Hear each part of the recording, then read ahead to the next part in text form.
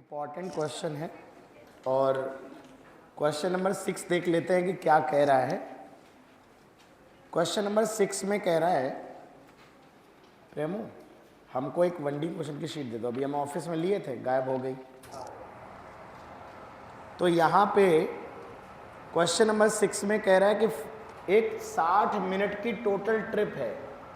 बेटा total time जो है, टोटल टाइम वो 60 मिनट है, मिनट। टोटल टाइम जो है वो 60 मिनट है, टोटल ट्रिप। और इसको 2 पार्ट में हमने ब्रेक किया है। बहुत ध्यान से देखना। इन्होंने कहा कि पहले 18 मिनट में जो एवरेज स्पीड है वो 11 मीटर पर मिनट है। पहले 18 मिनट में जो एवरेज स्पीड दी गई है वो 11 मीटर पर मिनट है। 11 मीटर पर मिनट। और कह रहे हैं कि बताओ अगले 42 मिनट जो बचे, 42 मिनट में एवरेज स्पीड क्या होनी चाहिए ताकि पूरी जर्नी की, बेटा पूरी जर्नी की जो एवरेज स्पीड आए वो 21 मीटर पर मिनट आए। बेटा यहां से यहां तक का एवरेज 11 है, यहां से यहां तक का एवरेज निकालना है। मान लेते हैं एवरेज V2 है और पूरी जर्नी का जो एवरेज है वो 21 है। और मैंने आपको कई बार ये बात बताई है कि एवरेज स्पीड को तुम कैसा मान सकते हो, कांस्टेंट। जो भी किसी जर्नी की एवरेज स्पीड गिवन है, आप उतनी कांस्टेंट स्पीड की जर्नी एज्यूम कर सकते हो। जैसे इन्होंने कहा कि यहां से यहां तक का एवरेज 11 है, तो तुम ये मान सकते हो यहां से यहां तक 11 कांस्टेंट है। यहां से यहां तक का एवरेज V2 अननोन है, तो तुम ये मान सकते हो यहां से यहां तक V2 कैसा है, कांस्टेंट है। तो अब अगर मैं कहूं कि टोटल डिस्टेंस क्या आएगा, बताओ टोटल डिस्टेंस बताओ क्या आएगा। तो देखो टोटल डिस्टेंस आएगा स्पीड इनटू टाइम, तो 11 इंटू 18 वो यहां से यहां तक की डिस्टेंस आ जाएगी, प्लस यहां से यहां तक बेटा V2 इंटू 42 वो यहां से यहां तक की डिस्टेंस आ जाएगी। ये टोटल डिस्टेंस आ जाएगी स्पीड इनटू टाइम, क्योंकि हमने एवरेज स्पीड को क्या मान लिया, कांस्टेंट स्पीड। तो speed into time, speed into time. और total distance upon total time क्या है, पूरी जर्नी का एवरेज स्पीड है। तो टोटल डिस्टेंस 11 इंटू 18, इसको मल्टीप्लाई कर लेते हैं। 11 8 88, 8 11 एकम 11, 8 19, 198 प्लस 42 V2, ये टोटल डिस्टेंस है अपॉन टोटल टाइम क्या है जर्नी का, 60। ये पूरी जर्नी का एवरेज है, पूरी जर्नी का फॉर कप। और ये हमें दिया गया है 21। पूरी जर्नी का एवरेज 21 दिया गया है। तो पूरी जर्नी की total distance upon total time, ये पूरी जर्नी का एवरेज आ जाएगा। इसको कर दो इधर मल्टीप्लाई। अब मुझे लगता है सॉल्व तो कर ही लोगे यार। तो इसका आंसर आएगा आपका 25.3 के आसपास, है ना। कर लोगे ना सॉल्व।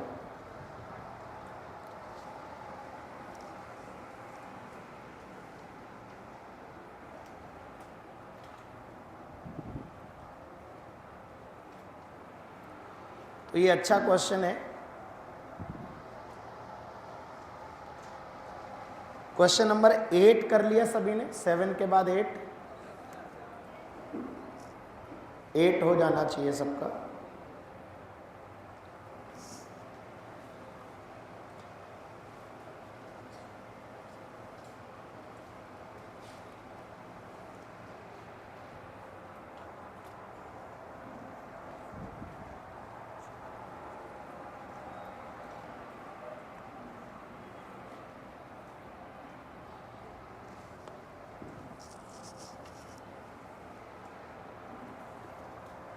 अब देखो क्वेश्चन नंबर 8 अगर देखा जाए, क्वेश्चन नंबर 8 देखो क्वेश्चन नंबर 8 में क्या कह रहा है, कह रहा है an insect crawls a distance 4 metre along north in 10 seconds. एक कीड़ा है, कीड़ा वो नॉर्थ डायरेक्शन में रेंग रहा है, क्रॉल कर रहा है। एक इंसेक्ट है जो नॉर्थ डायरेक्शन में रेंग रहा है, 10 सेकेंड में 4 मीटर रेंगता है, 10 सेकेंड में 4 मीटर। तो नॉर्थ डायरेक्शन बेटा हम लोगों ने डिस्कस, ये नॉर्थ होगा, ये नॉर्थ, ये साउथ, ये ईस्ट, राइट में ईस्ट, ये वेस्ट, ये ईस्ट होता है, ये वेस्ट होता है, ये नॉर्थ होता है, ये साउथ। 4 मीटर नॉर्थ डायरेक्शन में गया, कितना समय लगा? 10 सेकेंड। फिर 5 सेकेंड में 3 मीटर रेंगा है ईस्ट डायरेक्शन। 4 मीटर पहले नॉर्थ गया, फिर 3 मीटर गया है ईस्ट। ईस्ट जाने में कितना समय लगा है? 5 सेकेंड और लगा, तो टोटल टाइम कितना लगा? 15 सेकेंड। अब अगर हम कहें कि डिस्प्लेसमेंट कितना है, डिस्टेंस तो 7 है, लेकिन डिस्प्लेसमेंट के लिए ये हमें निकालना पड़ेगा s। तो डिस्प्लेसमेंट हो जाएगा, ये 90 डिग्री का एंगल है, डिस्प्लेसमेंट 5 हो जाएगा, s square is equal to 4 का स्क्वायर प्लस, तो s square is equal to 25, s बराबर 5 आ जाएगा। डिस्प्लेसमेंट आएगा 5, डिस्प्लेसमेंट। एवरेज वेलोसिटी मैंने बता दिया है, ये क्यों बता रहा हूं फिर मैं? क्या मैंने ये टिक कराया था? गलती से टिक हो गया, अब बता दिया तो बता दिया। डिस्प्लेसमेंट समझ में आ गया। अब एक्चुअली अभी हम आज पढ़ाएंगे आपको, एवरेज वेलोसिटी होता है डिस्प्लेसमेंट अपॉन, तो डिस्प्लेसमेंट है 5, टाइम है 15। तभी लोगों का डाउट आया है, मतलब ठीक है, 1-2 लोगों ने पूछा मुझसे तो ठीक है, अभी कोई ऐसे खास क्वेश्चन नहीं थे। ये 6th नंबर क्वेश्चन मैक्सिमम जनता का फंस रहा था, तो अभी आप ट्राई करिए और लगाते रहिए। ये मुझसे असाइनमेंट ले लेना जिसका भी हो। किसका था? तुम्हारा। तो लास्ट लेक्चर में हम लोग कहाँ पढ़ रहे थे, कहाँ तक पहुँचे थे, देख के बताओ। अच्छा, डिफरेंशिएशन पढ़ रहे थे ना? हाँ हाँ, प्रोडक्ट रूल पढ़ा रहे थे।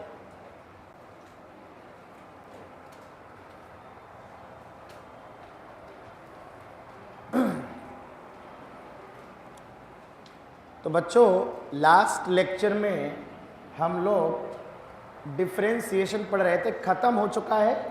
एक रूल बताना है जो चेन रूल होता है। चेन रूल के बाद हम लोग इंस्टेंटेनियस स्पीड पढ़ेंगे।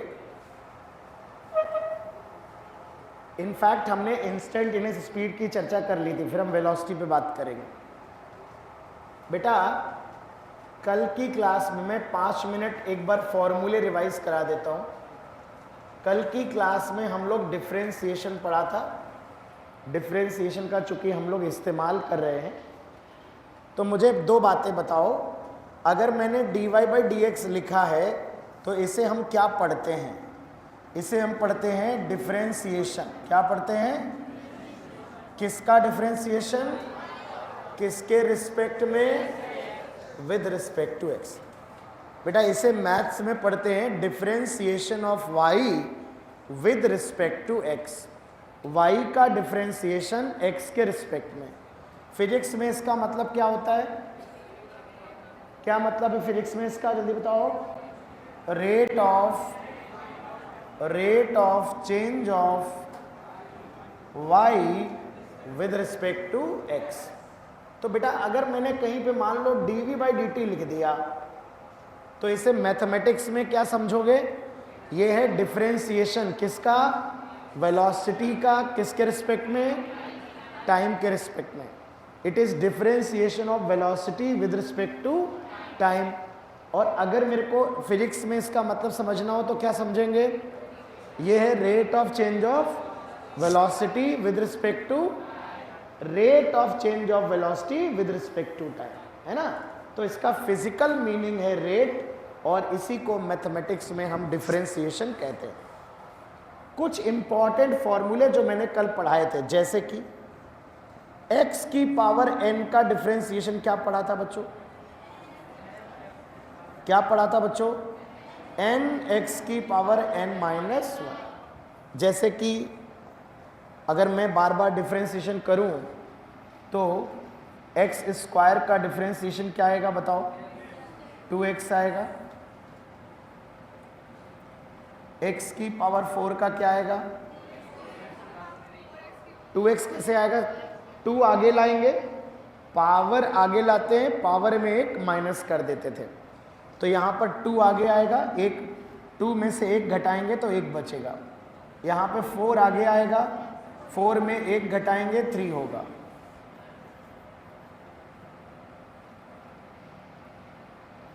इसका बताइए क्या होगा, 3 आगे लाएंगे 3x स्क्वायर, है ना। तो लगभग सारी बातें हम लोग कर चुके थे। तो पावर रूल, अच्छा 1 का डिफरेंशिएशन क्या होगा, किसी भी कांस्टेंट का डिफरेंशिएशन क्या होता था, 0। 1 को लिख सकते हैं x की पावर 0, जब 0 आगे आएगा मल्टीप्लाई होगा तो सब क्या हो जाता था, 0। इसके अलावा कुछ फॉर्मूले और याद दिलाओ। साइन x का डिफरेंशिएशन क्या पढ़ाया था, cos x, वेरी गुड।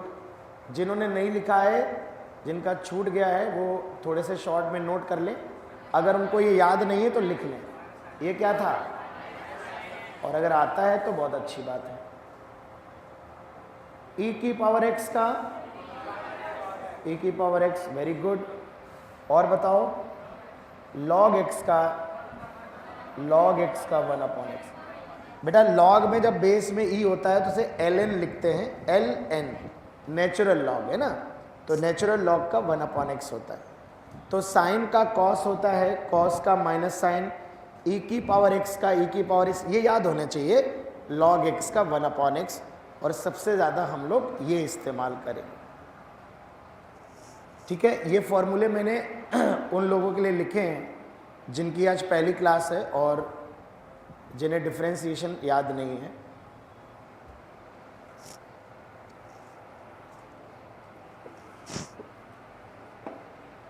तो किसी को लिखना है तो लिख लो। तो आज हम लोग चेन रूल पढ़ेंगे। चेन रूल डिफरेंशिएशन में सबसे ज़्यादा इस्तेमाल होने वाला रूल है। अगर कोई सबसे इम्पॉर्टेंट है और सबसे ज़्यादा इस्तेमाल होता है तो वो चेन रूल है।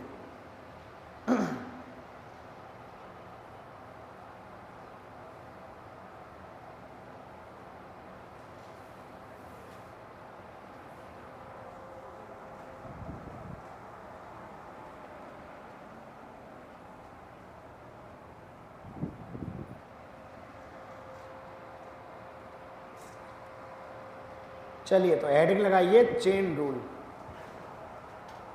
Chain rule for differentiation.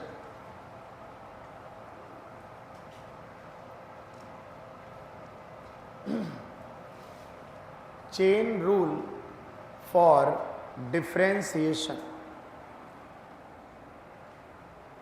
Chain rule for differentiation.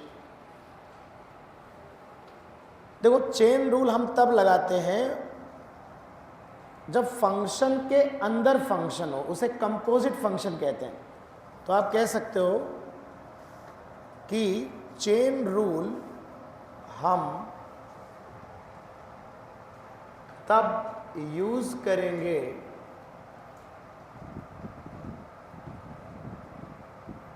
जब फंक्शन के अंदर फंक्शन लिखा हो।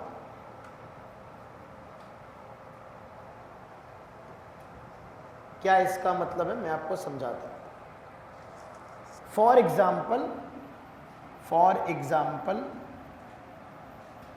मान लो ऐसे लिखा है y बराबर साइन, और साइन के अंदर लिखा है x की पावर 4। बेटा हम लोगों ने अभी तक डिफरेंशिएशन पढ़ा साइन x का, बेटा हमने अभी तक पढ़ा साइन x का। यहां पर जो x होता है ना, x, ये हमारा इंडिपेंडेंट वेरिएबल है। तो साइन को एक फंक्शन मान सकते हो, ट्रिग्नोमेट्रिक फंक्शन, और फंक्शन के अंदर जो लिखा होता था वो लिखा होता है वेरिएबल। तो हम सिंपल साइन का क्या कर देते हैं, कॉस। तो साइन एक्स का डिफरेंशिएशन कॉस एक्स हो जाता है। इसमें और इसमें अंतर समझो क्या है। इसमें फंक्शन के अंदर एक पावर फंक्शन लिख दिया, एक्स की पावर 4 अपने आप में एक फंक्शन है। फंक्शन के अंदर वेरिएबल नहीं लिखा हुआ है, फंक्शन के अंदर एक और फंक्शन लिखा हुआ है, फंक्शन के अंदर एक और फंक्शन लिखा हुआ है। यहां चेन रूल लगाएंगे, सबसे सिंपल है चेन, कुछ दम नहीं है इसमें। रूल क्या है समझो। हम क्या करते हैं इसको करने के लिए, जब हम इसका डिफरेंशिएशन करते हैं तो चेन रूल कहता है कि पहले सबसे बाहर वाला जो फंक्शन है, आउटसाइड जो फंक्शन है, उसका डिफरेंशिएशन करो। जैसे बाहर का फंक्शन है साइन, अंदर एक्स की पावर 4 है, तो पहले साइन का डिफरेंशिएशन कर दो। साइन का डिफरेंशिएशन क्या होता है, तो कॉस कर दो, साइन का कॉस, कॉस कर दिया आपने। अंदर ना छेड़ो, अंदर वही रहने दो, जो भी लिखा है अंदर कचड़ा वचड़ा सब लिख दो, साइन एक्स लॉग एक्स जो भी अंदर लिखा है, केवल बाहर वाले फंक्शन का करो। तो साइन का कर दिया कॉस, अंदर वही रहने दिया। अब अंदर जाओ, एक कदम अंदर घुसो, अंदर पूछो हेलो भैया कौन फंक्शन है। अगर अंदर वेरिएबल है साइन एक्स है तो एक्स का डिफरेंशिएशन तो 1 होता है, तो छोड़ दो, साइन एक्स का तो कॉस एक्स हो जाएगा। लेकिन अगर अंदर कोई फंक्शन लिखा हुआ है तो उसका भी डिफरेंशिएशन करो और मल्टीप्लाई करो, मल्टीप्लाई। तो मैंने मल्टीप्लाई किया और अंदर कौन लिखा था, x की पावर 4। अब मुझे बता दो x की पावर 4 का डिफरेंशिएशन क्या होता है, 4x। तो 4x क्यूब से क्या कर दो, मल्टीप्लाई कर दो, खत्म हो गया, डिफरेंशिएशन फिनिश्ड। तो इसका आंसर हो गया 4x क्यूब cos x की पावर 4। जैसे मैंने कहा कि मान लो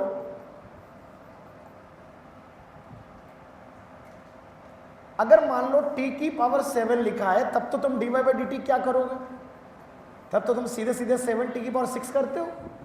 क्योंकि बाहर है पावर फंक्शन, अंदर है वेरिएबल, सोचना ही नहीं कुछ। लेकिन अगर मैं इसे ऐसे लिखूं, अगर मैं कहूं 2t या t स्क्वायर प्लस 4t की पावर 7,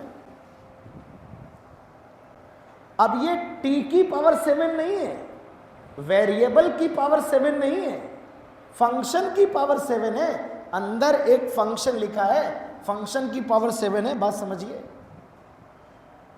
अभी अगर आप सिर्फ बाहर देखो, बाहर क्या है, बाहर पावर फंक्शन है बाहर, अंदर मत देखो, पहले बाहर वाले का डिफरेंशिएशन करो। तो पावर वाले का डिफरेंशिएशन कैसे करते हो बताओ, चेन रूल लगाना है, पहले बाहर वाले का करो। तो बताओ, ऐसे सोचो कि x लिखा हुआ हमें नहीं दिख रहा, x की पावर 7 सोचो, x की पावर 7, तो क्या होता है 7 आगे आएगा, अंदर छेड़ना मत कुछ भी। क्या पावर का डिफरेंशिएशन ऐसा ही होता है, पावर आगे आ जाती है और पावर एक कम हो जाती है, तो वैसे कर दो। लेकिन अंदर चूंकि फंक्शन है तो फंक्शन का भी डिफरेंशिएशन करो, जो अंदर लिखा है उसका भी डिफरेंशिएशन करो और मल्टीप्लाई करना है। तो अंदर वाले का डिफरेंशिएशन क्या होगा, टी स्क्वायर का कितना होता है 2t और 4t का कितना होगा 4। तो बस ये हमारा आंसर हो जाएगा। अब बात समझ रहे ना। तो सबसे पहले बाहर वाले फंक्शन का डिफरेंशिएशन करो, अंदर वाले को डिस्टर्ब मत करो, फिर अंदर वाले का डिफरेंशिएशन करके मल्टीप्लाई कर दो। इसको लिखो, फिर मैं कुछ एग्जांपल्स में, ढेरों एग्जांपल में आपको ले चलूंगा।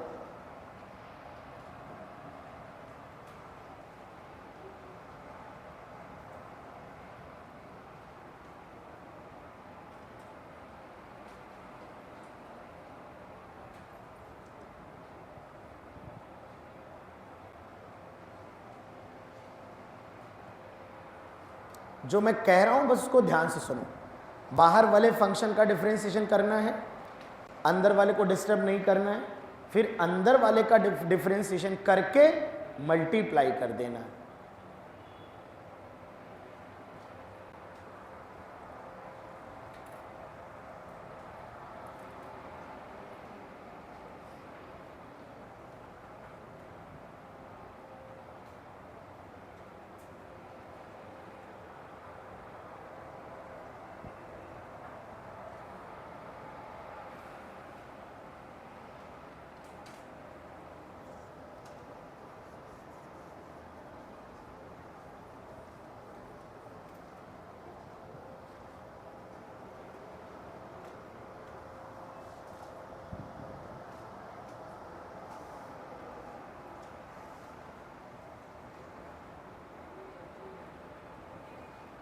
नोट कर लिया?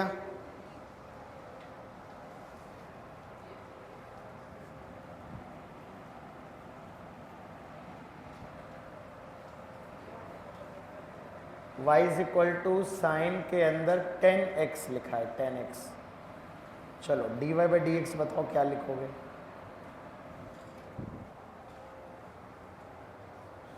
साइन के अंदर 10x लिखा है,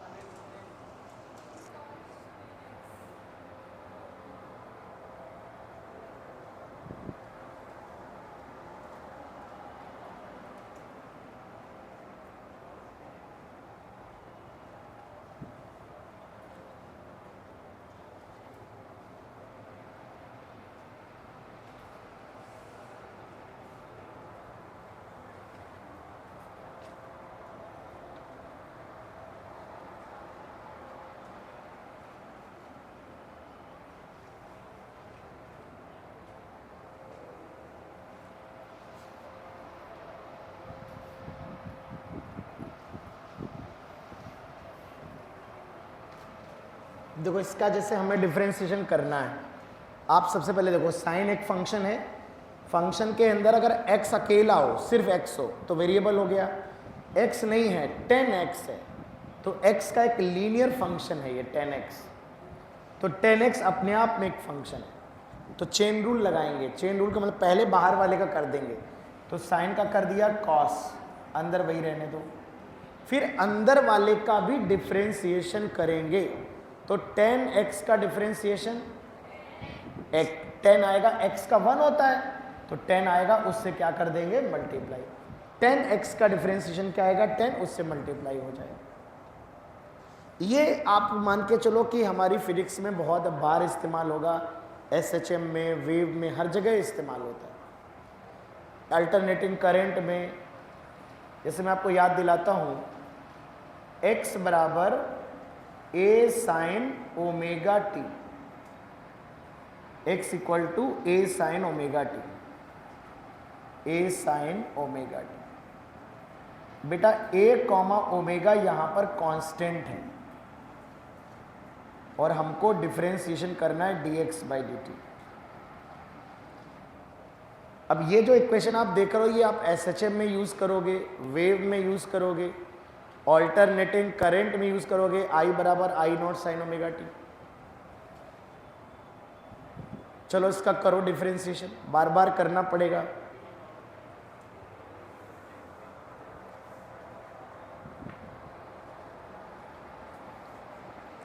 तो कुछ नहीं करना, पहले साइन का कर लो सिंपल, फिर अंदर वाले का डिफरेंशिएशन करके मल्टीप्लाई कर दो।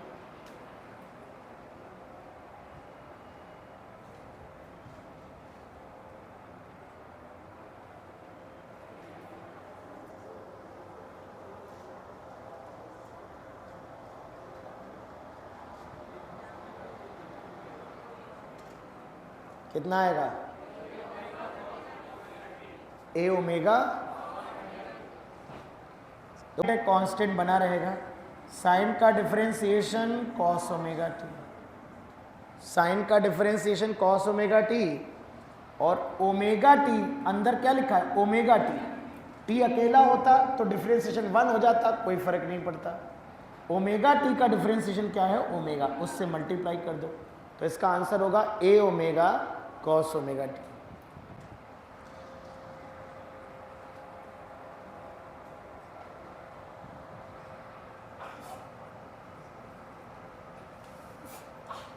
जैसे y इज इक्वल टू ई की पावर 2x है, चलो करो डिफरेंशिएशन।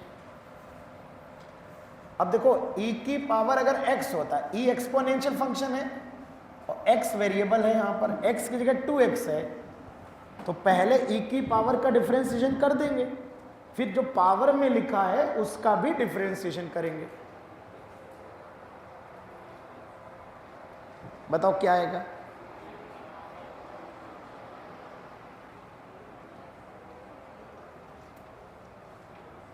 e की पावर x का क्या होता है e की पावर x, तो पहले बाहर कौन है e की पावर, तो e की पावर x का e की पावर x, तो सेम फॉर्मूला लगाएंगे, तो e की पावर 2x का e की पावर 2x कर देंगे, फिर 2x का करेंगे, 2x का कितना होगा 2 से मल्टीप्लाई कर देंगे, तो 2 बाहर कर लो e की पावर 2x ये आ जाए।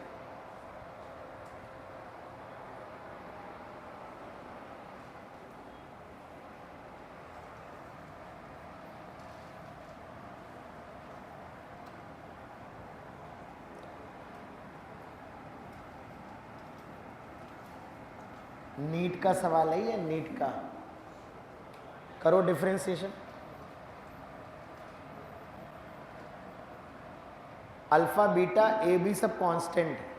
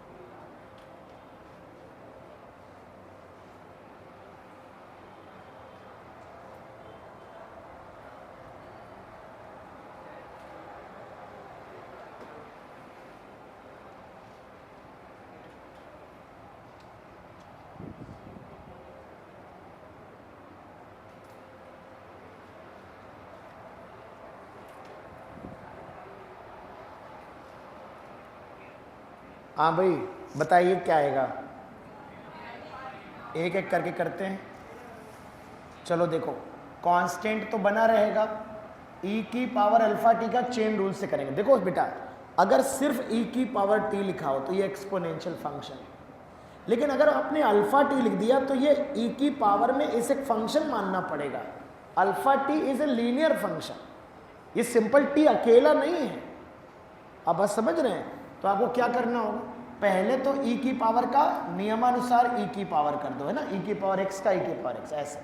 फिर जब तुमने अंदर देखा कि अरे ये तो फंक्शन है, तो इसको e की पावर अल्फा टी, और अल्फा टी का जो आएगा वो अल्फा आएगा, टी का 1 होता है, तो अल्फा टी का डिफरेंशिएशन इसका 1 हो जाएगा, अल्फा बच जाएगा, अल्फा से क्या कर दो मल्टीप्लाई। ठीक है ना? मैं जो शब्द बोल रहा हूँ वो इंपॉर्टेंट है, पहले बाहर वाले फंक्शन का करना। अब जब जैसे मैं अगर आपसे अभी मैंने आपको ये पढ़ाया था e की पावर x का e की पावर x होता है, तो आपके माइंड में ये जाना चाहिए कि e की पावर कुछ भी होगा वही हो जाएगा, e की पावर साइन x का e की पावर साइन x। अब मैं ये कह रहा हूँ कि x की जगह अगर साइन x मिले तो पहले तो तुम e की पावर x का e की पावर x के धुन में कर दो, फिर साइन x का भी कर दो cos x, खत्म सवाल। अगर पावर में वेरिएबल जहां तुम वेरिएबल लिखते थे वहां फंक्शन लिख दिए हो तो पहले वही नियम लगा दो, फिर उस फंक्शन जहां वेरिएबल की जगह जो फंक्शन लिख दिया है उसका डिफरेंशिएशन करो और मल्टीप्लाई कर दो। इतनी सी बात है, इतनी सी बात है। जैसे तुम tan के अंदर अगर x लिखा हो tan x, तो तुम क्या करते हो, tan थीटा का क्या पढ़ाया था, sec, यही तो करते हो। अब मान लो tan जहां वेरिएबल होता है x, वहां मैंने x क्यूब कर दिया, तो बस क्या करना होगा, पहले वैसे कर दो, tan का sec स्क्वायर x क्यूब रहने दो, x क्यूब का बस और कर दो, तो x क्यूब का क्या हो जाएगा 3x स्क्वायर। इतनी सी बात बोल रहा हूं मैं। वही फॉर्मूला लगा दो पहले जो जानते हो, फिर अंदर जो फंक्शन लिखा है उसका डिफरेंशिएशन करके बस मल्टीप्लाई कर दो। इतनी सी बात बोल रहा हूं। तो पहले e की पावर x का e की पावर x कर दिया, फिर अंदर हमने देखा है ये तो अल्फा t है, तो इसका डिफरेंशिएशन किया, मल्टीप्लाई कर दिया, माइनस b। बताओ क्या लिखें इसका, e की पावर बीटा t और मल्टीप्लाई किससे होगा, बीटा t का डिफरेंशिएशन, बीटा उससे मल्टीप्लाई होगा, खत्म।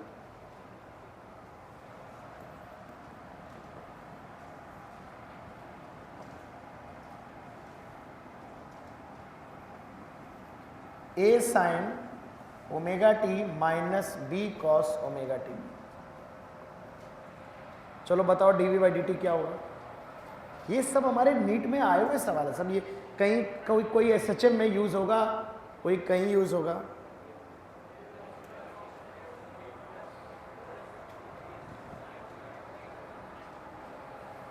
ए बी ओमेगा कांस्टेंट है,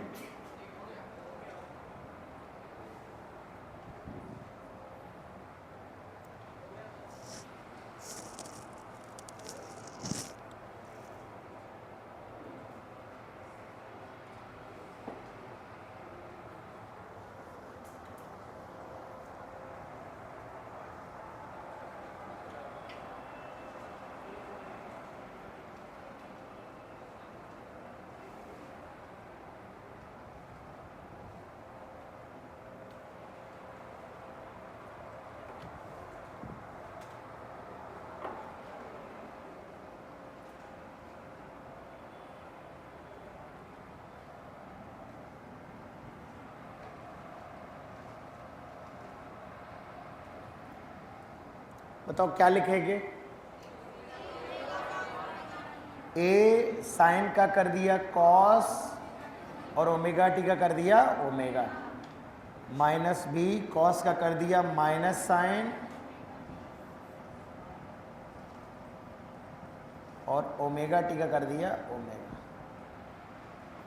ए ओमेगा कॉस ओमेगा टी और माइनस इंटू माइनस क्या हो गया plus, B omega sine omega.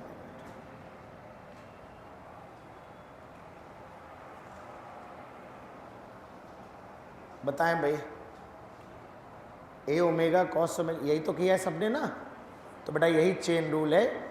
और इस तरह के ये सब सवाल हमारे नीट एग्ज़ाम में बहुत यूज़ होते हैं, तो आप इनको समझें। और एक लास्ट क्वेश्चन और करें।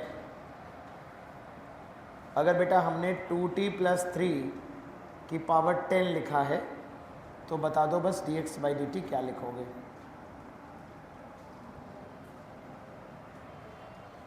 टू टी प्लस 3 की पावर 10, पहले पावर के नियम से करोगे, फिर अंदर वाले का करोगे।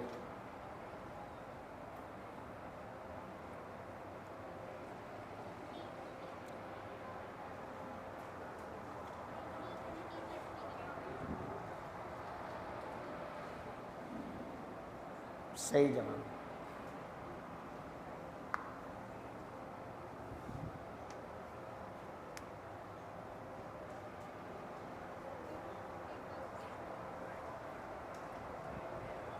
क्या आएगा,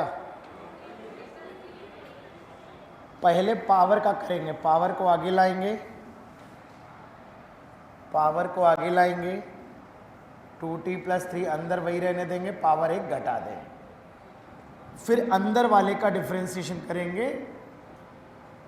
2t का t है, 2t का 2 है और 3 का 0, 2 से मल्टीप्लाई हो जाएगा, बाहर बन जाएगा 20, 2t + 3 की पावर 9। देखो क्या ये आंसर आ रहा है आपका, सबका आ रहा है, ठीक। तो ये हमारा चेन रूल है, इसका हम काफ़ी इस्तेमाल करने वाले हैं। तो अब हम अपनी काइनेमेटिकल डिस्कशन को आगे बढ़ाएंगे और अगला टॉपिक जो हम पढ़ेंगे वो है वेलोसिटी। तो हेडिंग डाल दो वेलोसिटी।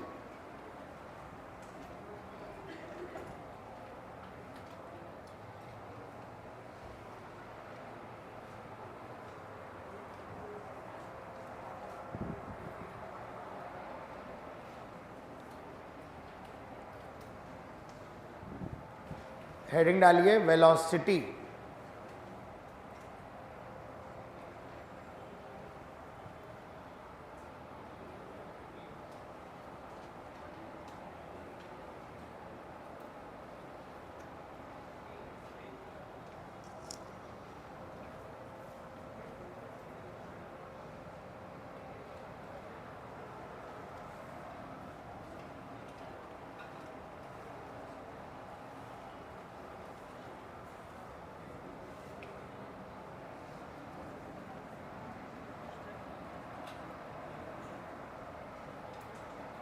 चलिए, तो बच्चों अब हम बात करेंगे वेलोसिटी के बारे में।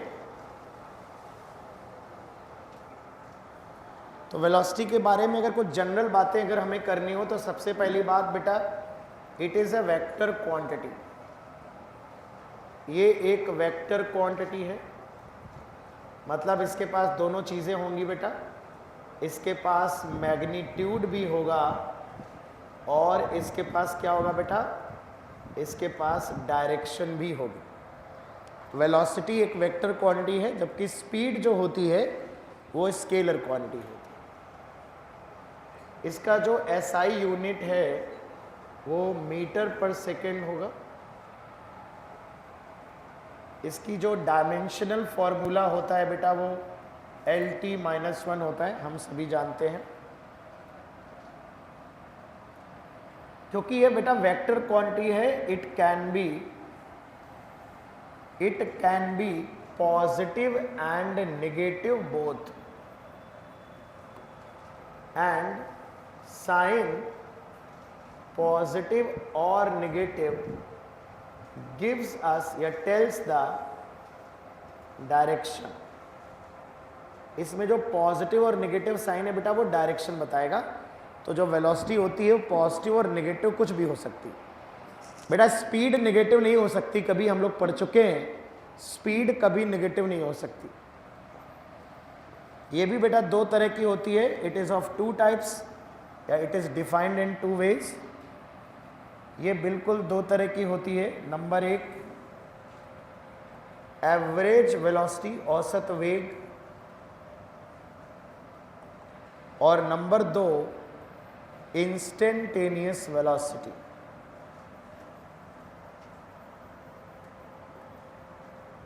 जिस तरह से स्पीड को दो तरह से डिफाइन किया था, वैसे ही बच्चों हम वेलोसिटी को भी दो तरह से डिफाइन करेंगे। लिख लो फटाक से, average velocity and instantaneous velocity. Average velocity and instantaneous velocity.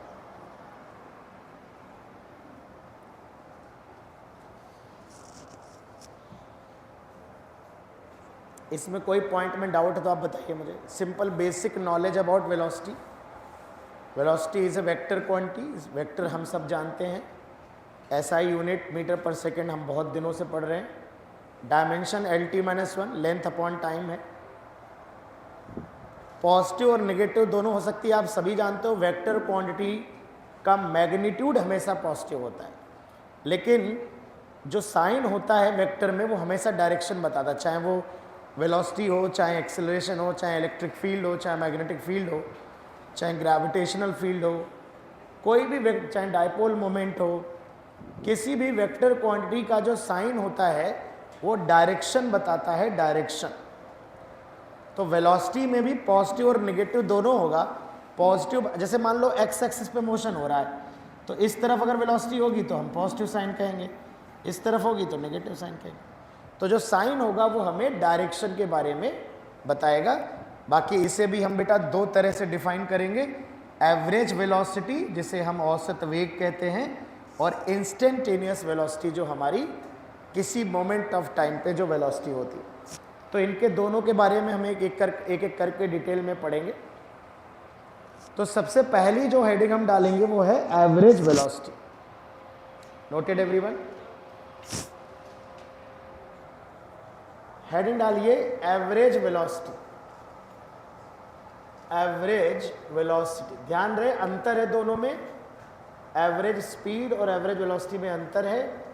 ये है हमारी औसत वेग, अगर किसी को हिंदी जाननी है तो। बेटा मैं ये बात बहुत बार बता चुका हूं कि एवरेज हमेशा एक इंटरवल ऑफ टाइम के लिए होता है, एक समय अंतराल के लिए एवरेज हमेशा डिफाइन होता है। तो कैसे डिफाइन करते हैं? It is defined for a time interval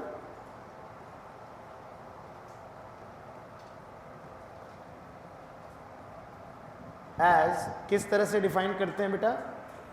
तो इसे हम डिफाइन करते हैं V average equal to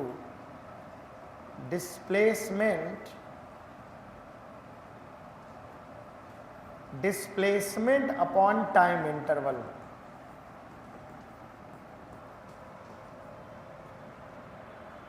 displacement को आप S वेक्टर लिख सकते हो, अपॉन टाइम इंटरवल को मैं T लिख सकता हूं। तो किसी भी जर्नी में जो एवरेज वेलोसिटी डिफाइन होता है, औसत वेग जो डिफाइन होता है, वो डिस्प्लेसमेंट अपॉन टाइम इंटरवल होता है। Displacement upon time interval.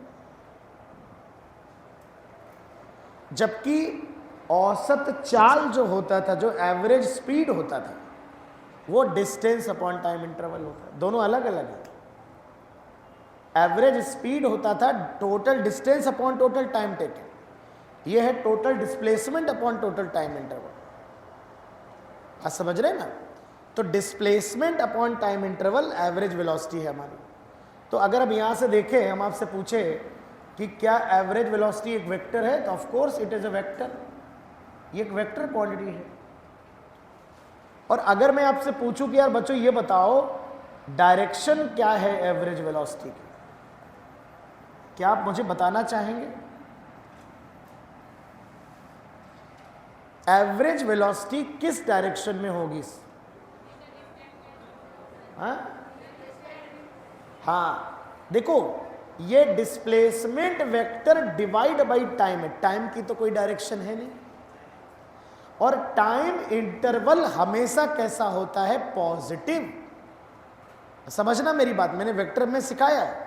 कोई वेक्टर अगर ऐसा है, ए वेक्टर, मैं इस ए वेक्टर को 4 से डिवाइड कर दूं तो ये वेक्टर छोटा हो जाएगा, ऐसा हो जाएगा।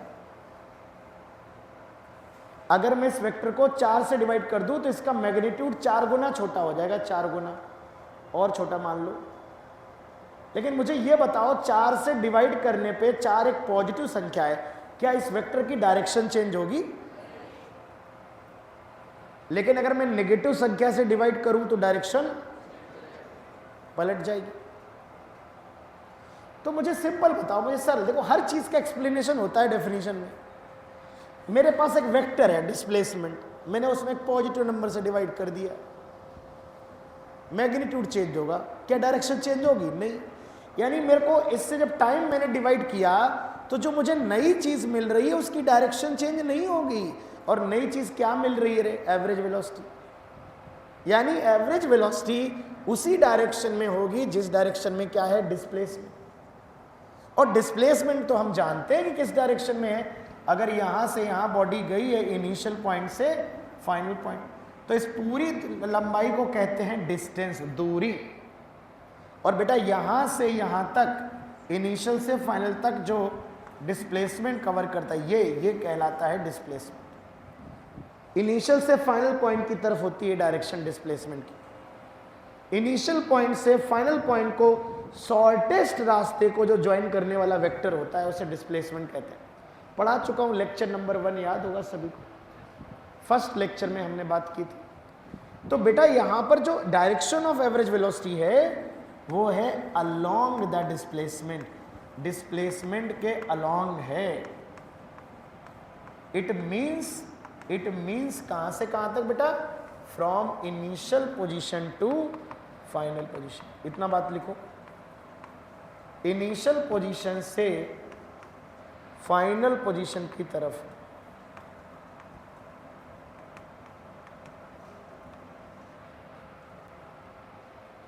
इनिशियल पोजीशन से फाइनल पोजीशन की तरफ।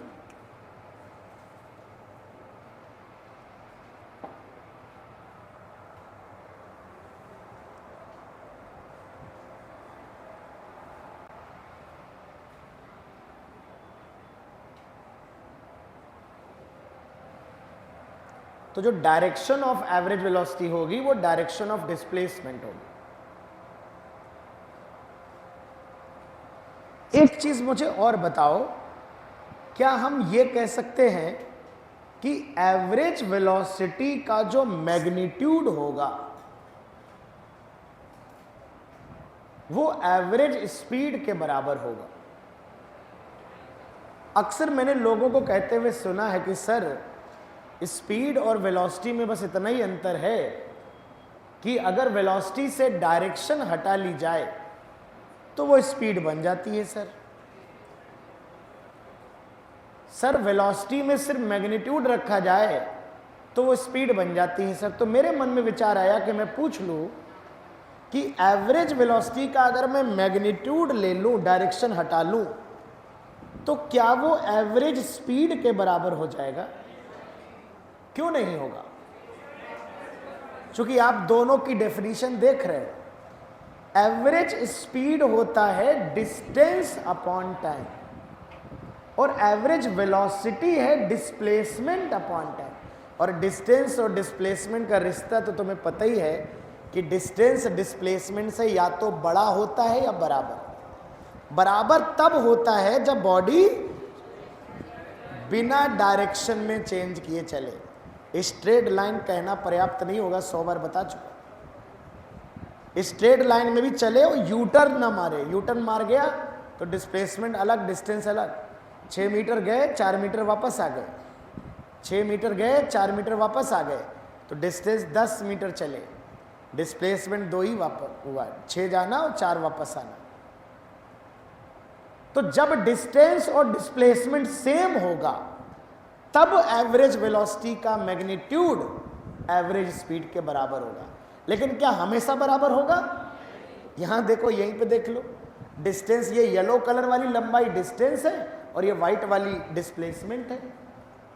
बताइए, तो यहां पर अगर मैं कहूं कि क्या रिश्ता है इन दोनों में, तो एवरेज वेलोसिटी का मैग्नीट्यूड और एवरेज स्पीड में क्या रिश्ता है, तो बड़ा ही इंपॉर्टेंट पॉइंट ध्यान रखिए, ये लेस आर इक्वल टू होगा।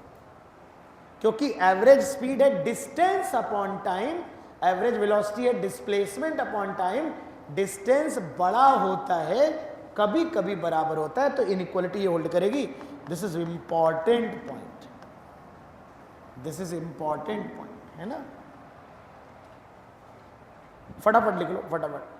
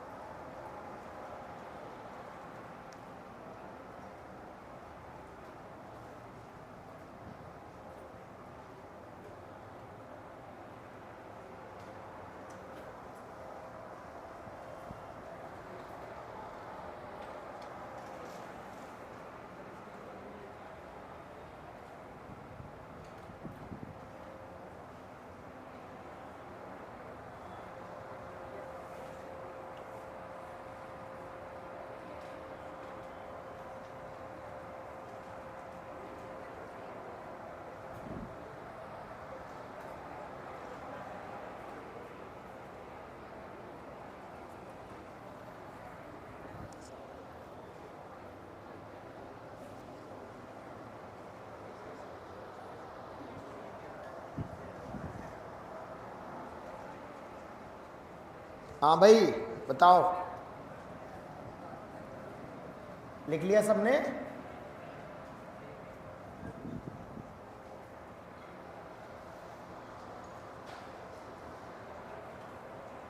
चलिए, अब अगर मुझे 1D मोशन में एवरेज वेलोसिटी निकाली, अभी हम लोग क्वेश्चंस पे आएंगे, एक दो बातें और समझ लो। मान लो 1D मोशन हो रहा है अलोंग एक्स एक्सिस और कोई सवाल हमें दिया गया है, मान लो किसी बॉडी ने बेटा t बराबर t1 समय हो रहा है, घड़ी में t1 टाइम हो रहा है और x बराबर x1, इसकी जो पोजीशन है वो x1 है। यहाँ से इसने चलना स्टार्ट किया और ये कुछ आगे गया, कुछ पीछे गया, कुछ आगे गया, कुछ पीछे गया और फाइनली ये x बराबर x2 पे t बराबर t2 पे पहुंच गया। तो अगर मैं कहूं कि इस टाइम से लेकर इस टाइम के बीच में मुझे एवरेज वेलोसिटी बतानी है, औसत वेग बताना है, तो ये हमारा डिस्प्लेसमेंट होगा। क्या आपको याद है हम लोगों ने डिस्प्लेसमेंट क्या पढ़ा था? हम लोगों ने पढ़ा था फाइनल पोजीशन माइनस, अबे याद है कि नहीं? इस फॉर्मूले से हम लोग क्या निकाल लेते थे? डिस्प्लेसमेंट निकाल लेते थे x2 माइनस x1 करके। और टाइम इंटरवल क्या होगा? यहाँ घड़ी में टाइम t1 हो रहा, मान लो 3 बज रहे हैं, यहाँ 5 बज रहे हैं, तो 5 में 3 घटा के 2 घंटे हो जाएगा। तो टाइम इंटरवल क्या हो जाएगा बेटा? टाइम हो जाएगा t2 माइनस t। तो अगर मुझसे कोई एवरेज वेलोसिटी पूछे, औसत वेग पूछे बेटा, तो डिस्प्लेसमेंट अपॉन टाइम लिखेंगे, तो डिस्प्लेसमेंट की जगह लिखेंगे x2 माइनस x1 और टाइम की जगह लिखेंगे t2 माइनस t1 या delta x upon delta t कह सकते। ये हमारा 1D मोशन के लिए आप कह सकते हो इस्तेमाल होगा। सिंपल है यार, final position minus initial position. भाई सिंपल बात है बेटा कि जैसे मान लो यहाँ x बराबर 20 से चला और x बराबर 30 पहुँच गया, 20 से चला ऐसे ऐसे करके 30 पहुँच गया, तो डिस्प्लेसमेंट में पूरे रास्ते की लंबाई थोड़े ना नापते, मैं समझा चुका हूँ सारी बातें। डिस्प्लेसमेंट में तो बस इनिशियल देखते हैं, फाइनल देखते हैं, बीच का गैप देखते हैं, शॉर्टेस्ट गैप। ये मैंने जानबूझ के टेढ़ा मेढ़ा रास्ता बनाया, मैं बहुत सोच समझ के सारी चीजें लिखता हूँ, जानबूझ के बनाया है कि ताकि आपके माइंड में ये रहे कि अगर ये आगे पीछे 4-5 बार करता भी है तो मुझे कोई फर्क नहीं पड़ेगा। मुझे फर्क पड़ेगा जब मैं क्या निकालूंगा? डिस्टेंस। तब मुझे जोड़ना पड़ेगा, अच्छा कितना इधर आया, कितना वापस गया, फिर कितना इधर गया, सब जोड़ना पड़ेगा। लेकिन डिस्प्लेसमेंट में इसकी मतलब ही नहीं। डिस्प्लेसमेंट में तो कहाँ से गया कहाँ पहुँचा, सीधे सीधे गैप देखते हैं, तो गैप होता है x2 माइनस x1। और मान लो यहाँ घड़ी में 9 बज रहा था, यहाँ 9:30 बज रहा है, तो दोनों को घटा लेंगे, आधा घंटे का गैप हो जाएगा। यहाँ कई बच्चों को भ्रम होता है कि सर टोटल टाइम में t1 प्लस t2 करो, घटा कह रहे हो? अरे भाई t1 प्लस t2 तब होगा जब कोई ऐसे कहे कि पहले गाड़ी 1 घंटे चली, वो यहाँ से यहाँ गई, फिर 2 घंटे और चली, फिर यहाँ से यहाँ गई, तो 1 घंटे गाड़ी चली, फिर 2 घंटे और चली, तो टोटल गाड़ी 3 घंटे चली। हम क्या कह रहे हैं? 3 बजे चलना स्टार्ट किया, 9 बजे, 3 बजे यहाँ थी, 9 बजे वहाँ। ये 3 बजे और 9 बजे में इंटरवल थोड़े ना बता रहा हूँ, मैं घड़ी के 2 टाइम बता रहा हूँ। They are 2 time instants. आप समझ रहे हो ना? इसमें तब जर्नी का समय निकालोगे तो इनको घटा के निकालोगे। जब 2 टाइम इंस्टेंट दिए जाएंगे, 2 पल दिए जाएंगे, तो दोनों पलों के बीच का गैप देखना होगा आपको। मैं कौन सा कह रहा हूं कि पहले गाड़ी t1 समय तक चली, फिर गाड़ी t2 समय तक और चली, तो जर्नी का टाइम t1 प्लस t2 होगा। मैं तो ये कह रहा हूं घड़ी में जब t1 टाइम हो रहा था तब इसकी पोजीशन ये थी, और जब घड़ी में t2 टाइम हो रहा है तब ये पोजीशन ये है, तो इसमें तो टाइम इंटरवल तो t2 माइनस t1 होगा ना। तो लोगों को भ्रम होता है बड़ा सिंबल्स में कि सर ये घटा काहे दे रहे हो, कभी तक कभी तो जोड़ देते हो, कभी घटा देते हो। तो बिल्कुल रट्टू पोपट नहीं बनना है, बात समझ रहे हैं ना? अब यही मोशन हो सकता है वाई एक्सिस में हो रहा, वाई एक्सिस में तो पोजीशन वाई कोऑर्डिनेट दिया जाएगा तुमको, वाई कोऑर्डिनेट, तो वाई कोऑर्डिनेट घटा लेना, जहां x2 माइनस x1 लिखा है वहां y2 माइनस y1 हो जाएगा, जहां y2 माइनस y1 होगा वहां z2 माइनस z1 हो जाएगा। अगर आपका z एक्सिस पे मोशन हो रहा है ना, 1D मोशन है, तो 1D मोशन में आपको कोई एक कोऑर्डिनेट दिया जाएगा, either it will be moving along x axis और it may be moving along y axis. बात समझ रहे ना? तो हम ढेरों एग्जाम्पल करेंगे, अभी तो मैं आपको थ्योरी समझा रहा हूं, अभी जब अप्लाई करके दिखाऊंगा तो it will be very easy for you. तो अभी अब इसको लिख लो और मैं कुछ क्वेश्चन आपको कराता हूं।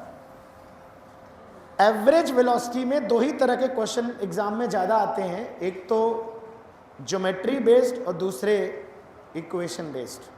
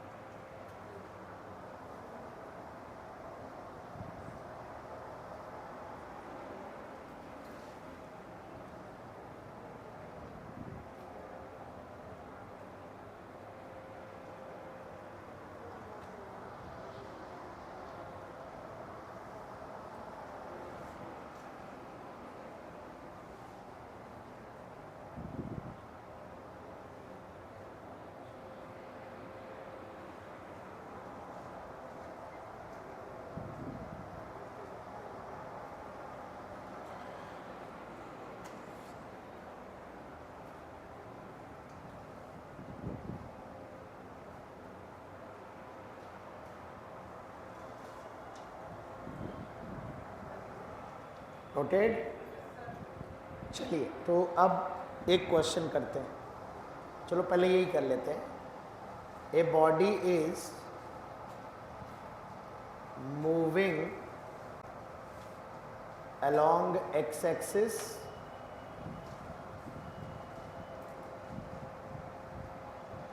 its position, क्वेश्चन मेरे साथ लिखा करो ताकि टाइम ना लगे, varies as x equal to t square minus 10t plus 20.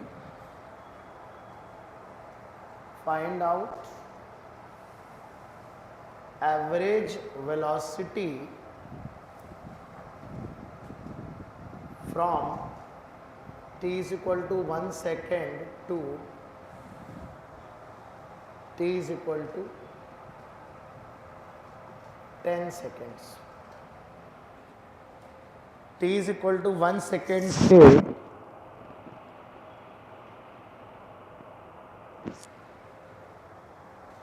t is equal to 1 second से t is equal to 10 second के बीच में आपको बताना है एवरेज वेलोसिटी क्या है। तो देखो जब भी बेटा एवरेज पूछा जाएगा तो हमेशा दो टाइम दिए जाएंगे, क्योंकि ये टाइम इंटरवल के लिए डिफाइन होता है। तो देखो पहला टाइम दिया है 1 और दूसरा टाइम दिया है 10, इसे t1 t2 मान लेते हैं। तो आपको देखो 1D मोशन है, आपको एवरेज वेलोसिटी पूछी गई तो आपको क्या सोचना है, एवरेज वेलोसिटी है डिस्प्लेसमेंट, डिस्प्लेसमेंट अपॉन टाइम। सबसे पहला विचार मन में आना चाहिए कि एवरेज वेलोसिटी का फॉर्मूला क्या होता है।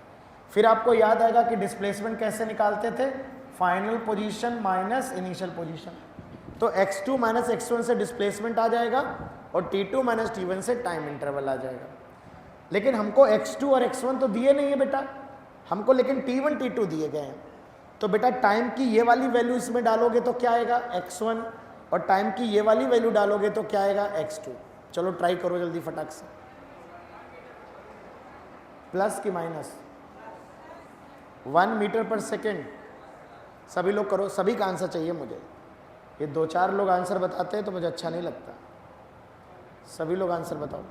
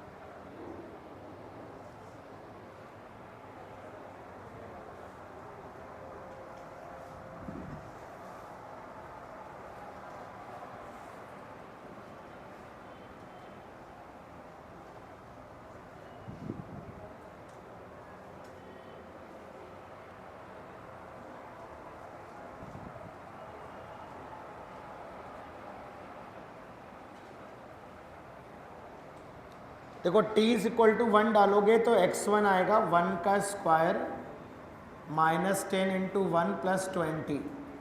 देखो x1 आ रहा है 9 आ रहा है क्या, नहीं 11 आ रहा है, 11 आ रहा है। t2 10 डालो, 10 का स्क्वायर माइनस 10 इंटू 10 प्लस 20। 100 में 100 कट गया, ये x2 आ गया 20। आइए रख देते हैं 20 माइनस 11, ये बेटा डिस्प्लेसमेंट हो जाएगा, और 10 minus 1 9, 9 by 9 it is 1 metre पर सेकेंड। देखिए 1 मीटर पर सेकेंड आ रहा है क्या, आ रहा है ना। तो 1 मीटर पर सेकेंड जो है हमारी इंस्टेंट एवरेज वेलोसिटी आ रही है t इक्वल टू 0 से। अब मैं सेम तरह का क्वेश्चन दे रहा हूँ, इसको थोड़ा चेंज कर रहा हूँ। ये y एक्सिस पे मोशन लिख रहा हूँ मैं, and it is t cube minus 3t square, and it is t equal to 1 से t equal to 4 seconds. Same question है, थोड़ा सा चेंज कर दिया मैंने। along y axis, along y axis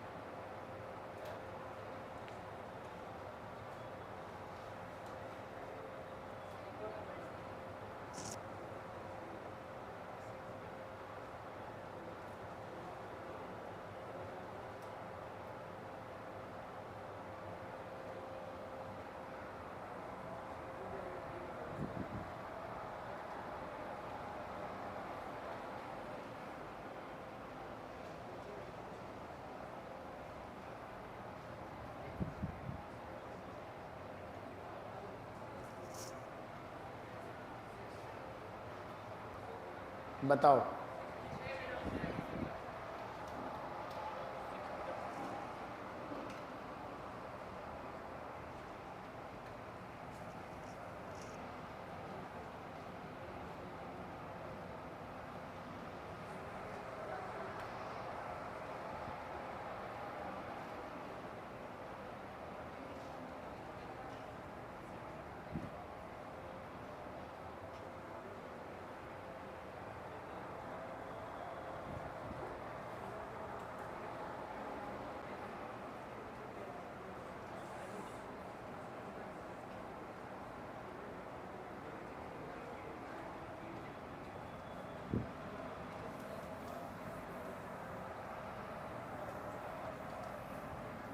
अब देखो यहाँ पर हमें सिंपल फॉर्मूला लगाना होगा। डिस्प्लेसमेंट की जगह आएगा y2 minus y1, time interval की जगह आएगा t2 माइनस t। देखो y1 निकालते हैं, t बराबर 1 रखेंगे तो 1 का क्यूब 1 माइनस 3, माइनस 2 आ रहा होगा बेटा सबका। t बराबर 1 रखेंगे तो y1 आएगा, t बराबर 4 रखेंगे तो 4 इंटू 4 इंटू 4 64 रख देता हूँ मैं, 4 का क्यूब 3 इंटू 4 का स्क्वायर 64 माइनस 48 16। आइए रख देते हैं यहाँ पर 16 minus minus 2 time interval 4 minus 1, तो 18 डिवाइड बाई 3 बेटा 6 मीटर पर सेकेंड आ रहा होगा। आ रहा है क्या सभी का? सिंपल है, फाइनल पोजीशन निकालो, इनिशियल निकालो, फाइनल में इनिशियल घटाओ, डिस्प्लेसमेंट और टाइम इंस्टेंट दिए हैं दोनों को घटा लो तो टाइम इंटरवल, तो displacement upon time interval average velocity.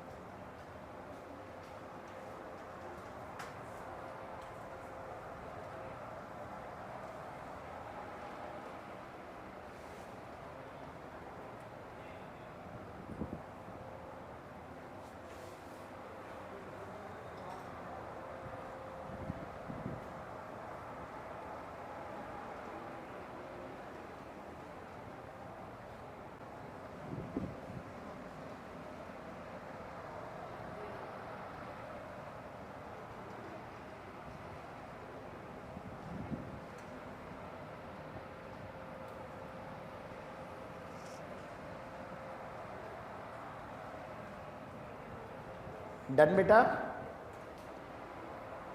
Noted.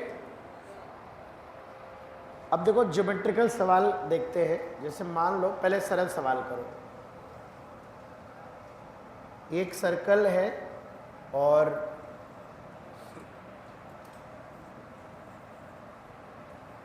एक पार्टिकल ए से बी जा रहा है, रेडियस आर है।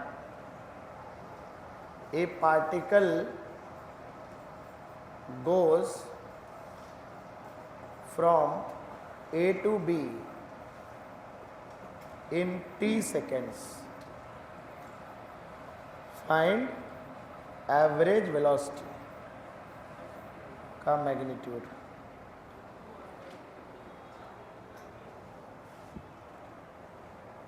एवरेज वेलोसिटी का मैग्नीट्यूड बताना है।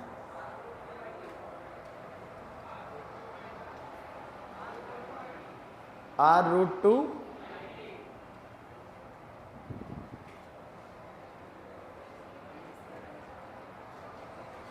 देखो, ए से बी अगर पार्टिकल जा रहा है बच्चों, तो ए से बी डिस्प्लेसमेंट ये होगा ना, ए से बी याद है ना आपको, डिस्टेंस होगा ए से बी जाने में, याद करो हम लोगों ने, है डिस्प्लेसमेंट अपॉन टाइम। बस सिंपल। अब टाइम भी जब निकलवाएंगे तब थोड़ा सा सवाल अच्छा हो जाएगा। अच्छा मुझे बताओ, ए से बी जाने में डिस्टेंस कितनी कवर हो रहा था? डिस्टेंस बेटा ये रास्ते की लंबाई होती है ना, ये डिस्टेंस होती है ना, तो डिस्टेंस होगी 2πr, पूरा सर्कल है उसका 1/4। ये सारी बातें निकलवा चुका हूं, याद है कि नहीं?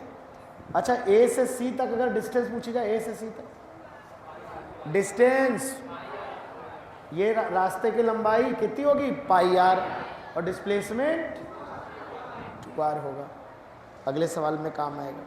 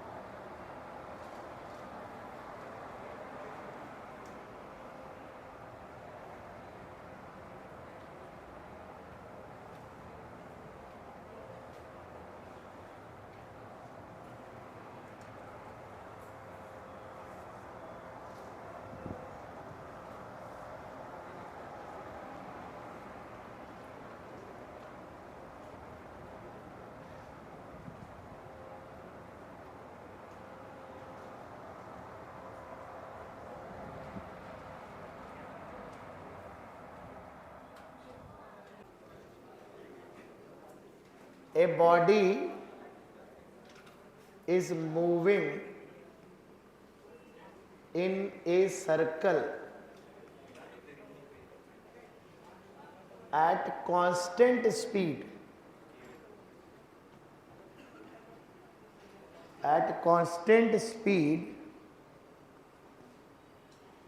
v। एक बॉडी एक सर्कल में बेटा कांस्टेंट स्पीड से मूव कर रहा है। Find out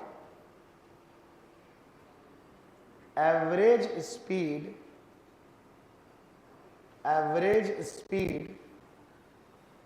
from t = 0 to t, नहीं, फ्रॉम, दो क्वेश्चन पूछूंगा मैं, A to B, A to C, A to A। A to A को मतलब है 1 रोटेशन, एक रोटेशन कंप्लीट। और ABC क्या है, मैं डायग्राम बना देता हूँ, सेम है जो पिछला बार बनाया था।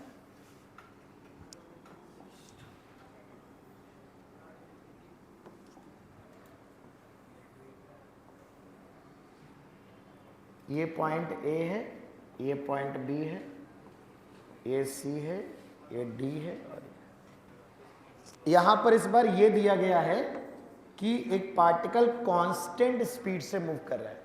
ये नहीं दिया गया है कि रेडियस क्या है। रेडियस गिवन नहीं, तो आपको सारे आंसर वी के टर्म में लिखने हैं और आपको तीनों क्वेश्चन के लिए 1-1 मिनट दूंगा मैं, 2 मिनट, टेक योर टाइम। पिछले सवाल का एक्सटेंशन है क्वेश्चन, जल्दी लिख लो, लाइट चली जाएगी तो नहीं तो कम से कम तुम्हारे पास टाइम होगा करने का।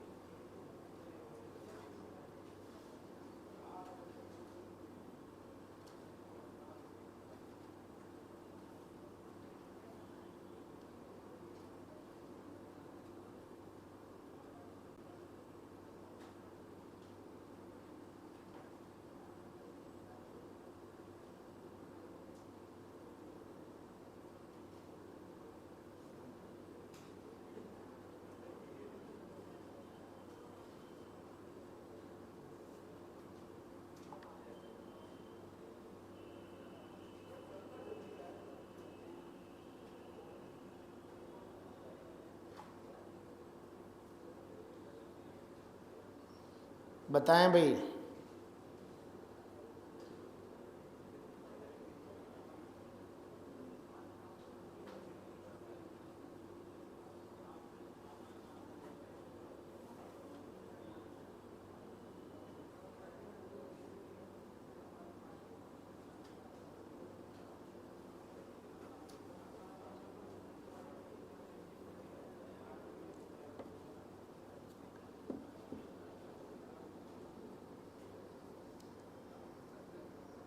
क्या आंसर है भाई? ए से बी।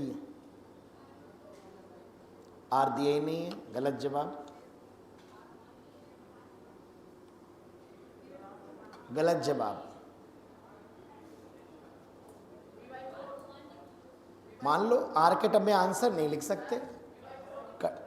वी बाई, गलत जवाब, अतुल गिरी। आए कहां से आ रहा जवाब? फिर से बोलो। सही जवाब।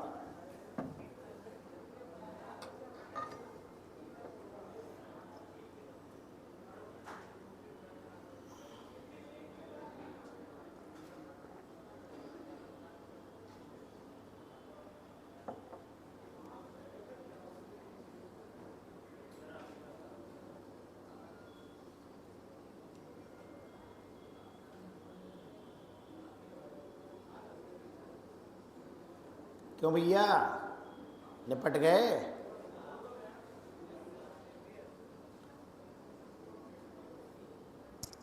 बोलो। देश के फ्यूचर डॉक्टर्स बताएं। सड़ा सा सवाल नहीं कर पा रहे हो, कैसे बड़े बड़े ऑपरेशन करोगे?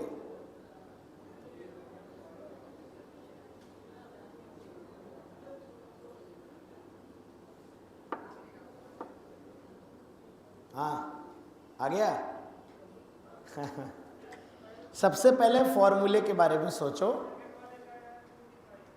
2v, सही जवाब। देखिए सबसे पहले अगर मैं ए से बी के बारे में बात करूं, ए से बी के बारे में ध्यान दीजिएगा, तो ए से बी अभी अभी आपने देखा कि ए से बी डिस्प्लेसमेंट ये है, ये। अगर देखिए रेडियस गिवन नहीं है, लेकिन कई बार ऐसा होता है कि कोई चीज कैंसिल आउट हो जाती है तो वो गिवन नहीं होती, लेकिन आपको लगे कि आप उसके बिना बढ़ ही नहीं पा रहे हो आगे, तो आप मान लो बाद में कट जाएगा वो। लेकिन ध्यान रहे, जो चीज मान रहे हो उसके टर्म में आंसर थोड़े ना आएगा। तो मैं अगर इसकी रेडियस आर मान लूं, डायग्राम में नहीं बनाऊंगा, मैं मान ले रहा हूं लेट रेडियस इज आर। मैंने रेडियस आर मान ली, तो डिस्प्लेसमेंट होगा r√2। अभी अभी बताया था थोड़ी देर पहले, r√2 भी जस्ट बताया। तो डिस्प्लेसमेंट आ गया है। डिस्प्लेसमेंट अपॉन टाइम क्या है? Average velocity.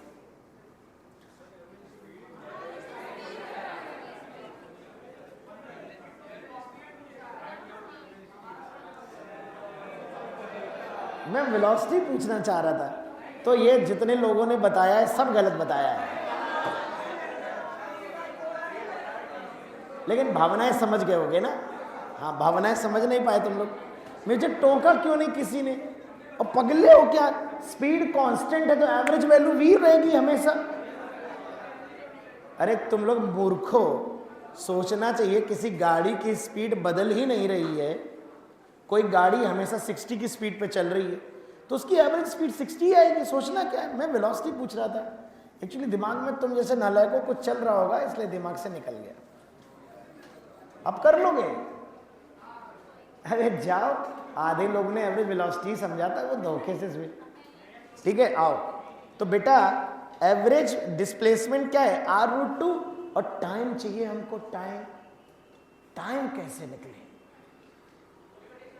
देखो ध्यान से देखो, स्पीड कांस्टेंट दी गई है। तो स्पीड जब कांस्टेंट है तो चाल बराबर दूरी बटे समय, तो समय बराबर दूरी बटे चाल। तो भैया टाइम ऐसे निकलेगा कि ए से बी तक का टाइम, ए से बी तक की दूरी रखेंगे। दूरी क्या है? 1/4 सर्कल। सर्कल का 1/4 हिस्सा 2 पाई आर का 1/4 कितना होता है? पाई आर बाई 2। तो पाई आर बाई 2 हो जाएगा क्या? डिस्टेंस। और स्पीड कितनी है? v। तो pi R by 2 upon V. भैया ये समय हो जाएगा, टाइम। डिस्टेंस अपॉन स्पीड से टाइम निकाल लो। अब डिवाइड कर दो, तो average velocity equal to displacement upon time. Time कैसे निकाले हैं? डिस्टेंस अपॉन स्पीड से टाइम निकाले हैं। तो डिस्टेंस आ जाएगा pi R by 2v। R गल कैंसिल, 2v ऊपर चला जाएगा, 2√2v बाई पाई।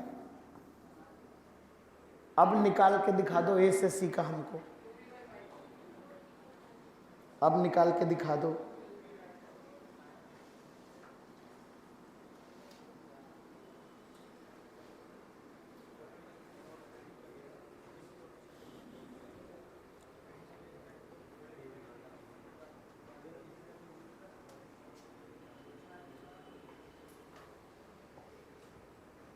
देखो हम लोगों ने फाइनली आर से आर कैंसिल आउट कर दिया ना, आर से आर कट गया तो कोई दिक्कत नहीं। ऐसे आप ए से सी निकालो, ऐसे आप ए से सी निकालो। ए से सी जब बॉडी जाएगी ऐसे जाएगी बेटा, ए से सी। तो डिस्प्लेसमेंट ये होगा ए से सी।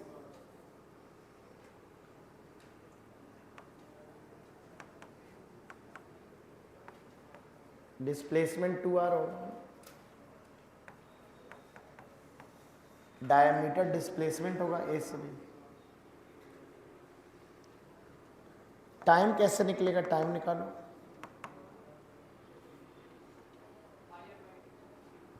टाइम निकालो डिस्टेंस अपॉन स्पीड से।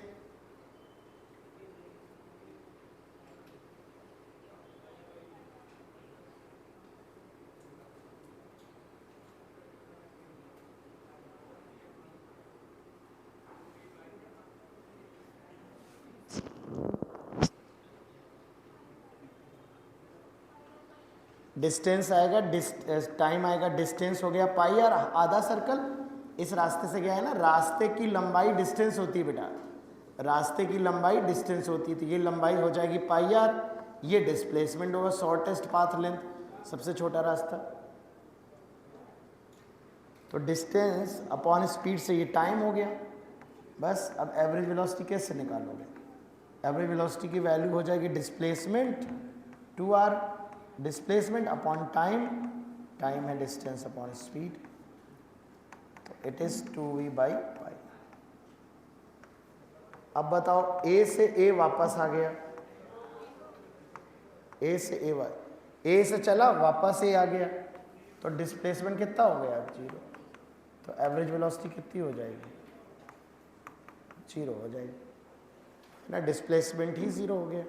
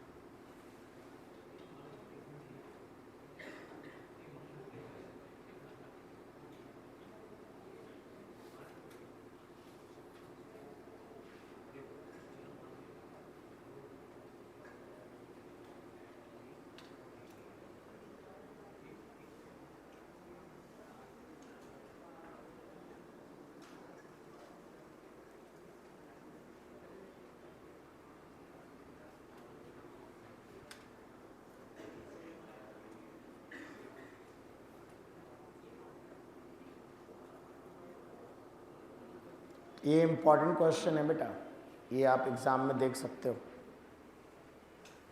कोई भी केस आ सकता है, ए से बी, ए से सी, ए से डी, ए से ए, है ना, कोई भी केस आ सकता है। तो इसमें बस ध्यान रखना है, रेडियस कभी गिवन नहीं होगी आपको, हमेशा कांस्टेंट स्पीड गिवन होगा, रेडियस गिवन नहीं होगी। तो रेडियस आप मान लेंगे, तो पहले रेडियस के टर्म में डिस्प्लेसमेंट निकालेंगे, और फिर आप जब टाइम कैलकुलेट कर रहे होंगे तो आप टाइम कैलकुलेशन के लिए डिस्टेंस अपॉन स्पीड यूज़ करेंगे। और जब भी याद रखो बच्चों, जब भी स्पीड कांस्टेंट होती है तो आपको हमेशा यही फॉर्मूला यूज़ करना होता है, चाल बराबर दूरी बटे समय, मतलब speed equal to distance upon time. कई बार टाइम निकालना है तो डिस्टेंस अपॉन स्पीड कर लेते हैं, कई बार डिस्टेंस निकालना है तो स्पीड इनटू टाइम कर लेते हैं ना।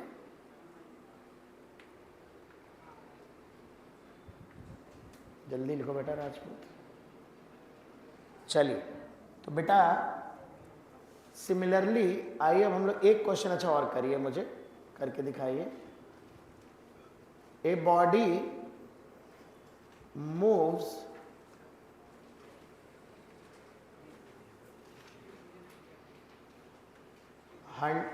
300 metre east, towards east at constant speed 30 meter per second. Then it moves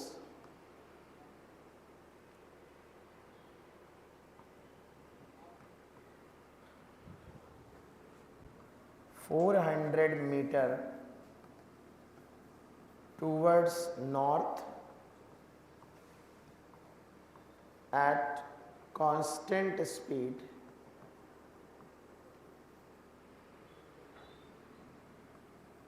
40 meter per second. Find out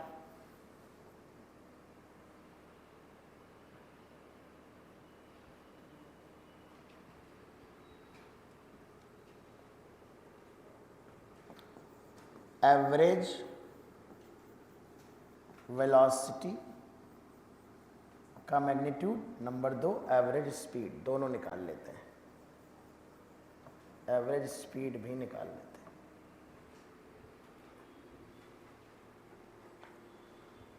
और मुझे उम्मीद है आपको किसी पॉइंट पर जब खड़े होते हो बेटा, ये ईस्ट, ये वेस्ट, ये नॉर्थ, ये साउथ, ये डायरेक्शंस आपको क्लियर होंगे।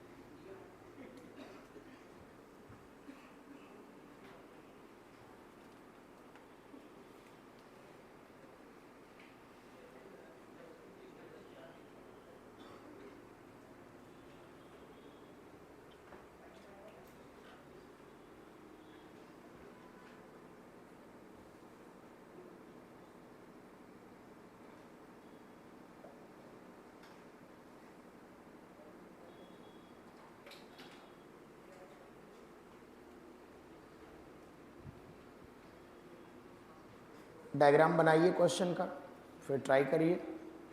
ज्योमेट्रिकल क्वेश्चन है, डायग्राम हमेशा बनाइए।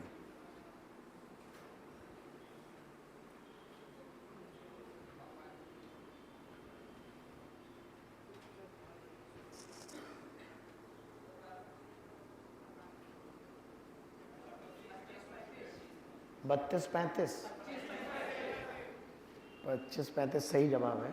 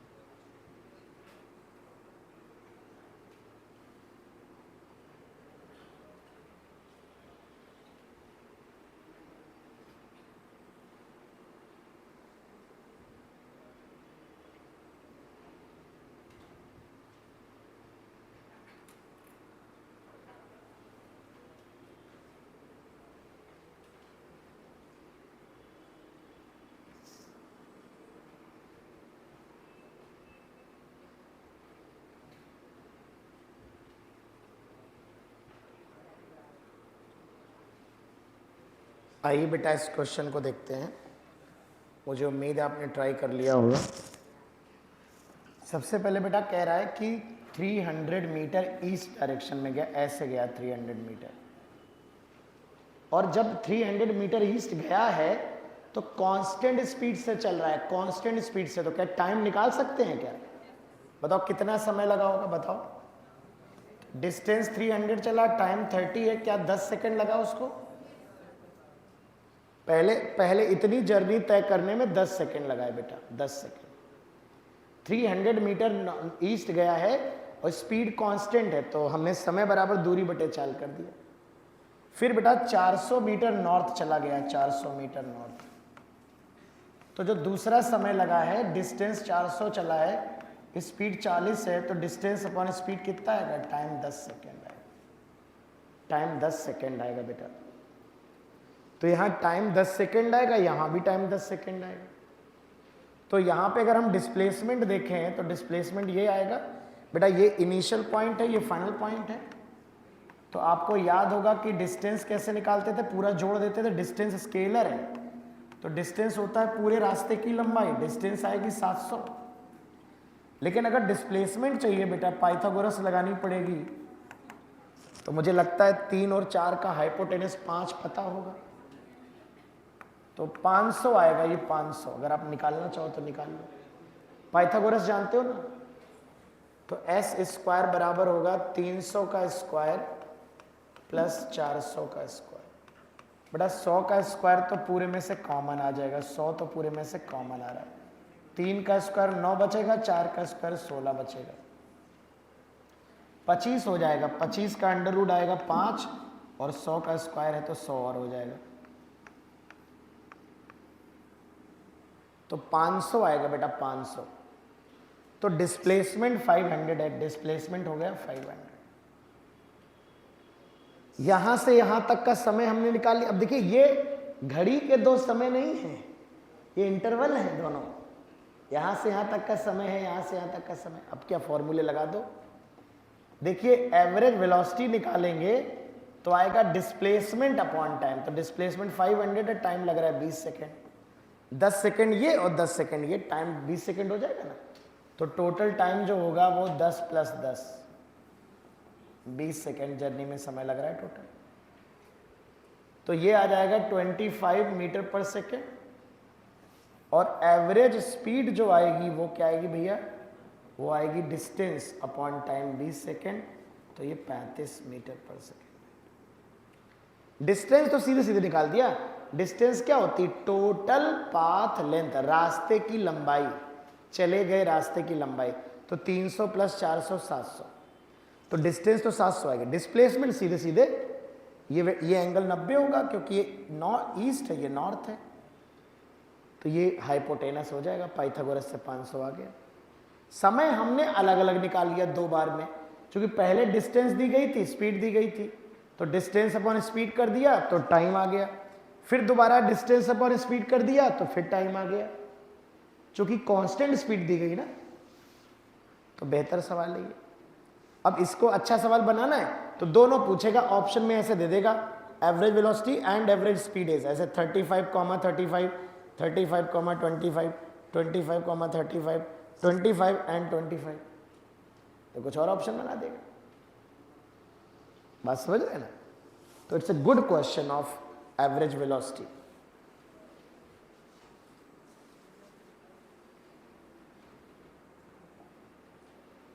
हालांकि हम ऐसे क्वेश्चन, ये थोड़े से 2D का फ्लेवर रखते हैं, सवाल तो 2D का ही है, लेकिन इसमें कुछ ऐसा थोड़े ना कि जो हमने ना पढ़ा हो, तो इसलिए 2D का इंतजार कौन करेगा, अभी करे ले रहे। सर्कल वाला क्वेश्चन भी 2D का था, पर डिस्प्लेसमेंट तो हमने सीखा है ना निकालना, इसलिए कराए दे रहे हैं।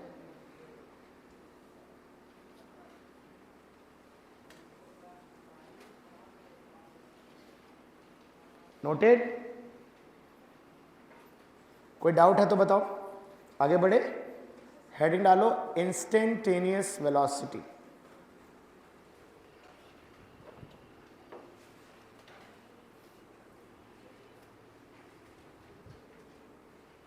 कोई लिख रहा है तो जल्दी लिखो। इंस्टेंटेनियस वेलोसिटी, तात्क्षणिक वेग। जैसे इंस्टेंटेनियस स्पीड डिफाइन करते हैं, वैसे ही इंस्टेंट मिलती जुलती है, थोड़ा अंतर है। तो आप यहां से देखो वेरीफाई भी हो रहा है, एवरेज वेलोसिटी का मैग्नीट्यूड और एवरेज स्पीड अलग अलग, दोनों सेम नहीं। लेस आर इक्वल टू होता है एवरेज वेलोसिटी, यहां लेस देन है ना। चलिए, तो बेटा next is instantaneous velocity. Instantaneous velocity बेटा,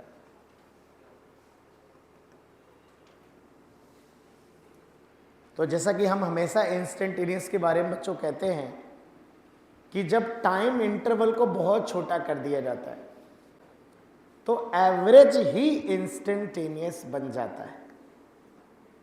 अगर आपने 2 सेकेंड, 2 घंटे, 2 मिनट के लिए डिस्प्लेसमेंट अपॉन टाइम किया तो ये एवरेज वेलोसिटी है। Average velocity is displacement upon time. लेकिन कोई गाड़ी 1 नैनो सेकेंड में जो डिस्प्लेसमेंट कवर कर रही है, तो 1 नैनो सेकेंड में कवर किया गया displacement divide by time interval 1 nano second, ये बहुत छोटे समय की एवरेज वेलोसिटी है, इसी को इंस्टेंटेनियस कहते हैं। तो इंस्टेंटेनियस वेलोसिटी हम डिफाइन करते हैं डिस्प्लेसमेंट अपॉन टाइम, लेकिन जो टाइम इंटरवल होता है उसे इतना छोटा लेते हैं, डेल्टा टी नहीं लेते, dt लेते, dt इतना छोटा होता है, मैं कल बता चुका हूं चिल्ला चिल्ला के सारी बातें कि dt इतना छोटा होता है कि 10 to 0 होता है, मतलब माइक्रो नैनो सेकेंड से भी छोटा मैथमेटिकली अगर बात करें, टेंडिंग टू 0 होता है। और इतना छोटा समय हमारे जीवन में इसे इंस्टेंट कहते हैं, पल, क्षण कहते हैं, क्षण भर के लिए डिफाइन किए। क्षण भर के लिए तुमने ऊपर लिखोगे डिस्प्लेसमेंट और नीचे लिखोगे टाइम इंटरवल, पर वो टाइम इंटरवल इतना छोटा है कि वो इंटरवल नहीं है, वो एक क्षण की तरह है, इसलिए क्षणिक हो गई। हेलो हेलो हेलो, कहाँ जा रही है? अरे कुशवाहा जी सेल चला गया, जल्दी आओ। कहाँ आई? वो एक्चुअली बंद करके ऑन ऑफ किया था ना, वो ऑन ऑफ करते हैं तो थोड़ी देर चलता है। कुशवाहा जी जिंदा है ना? बुलाओ बुलाओ, दौड़ो दौड़ो दौड़ो दौड़ो दौड़ो। तो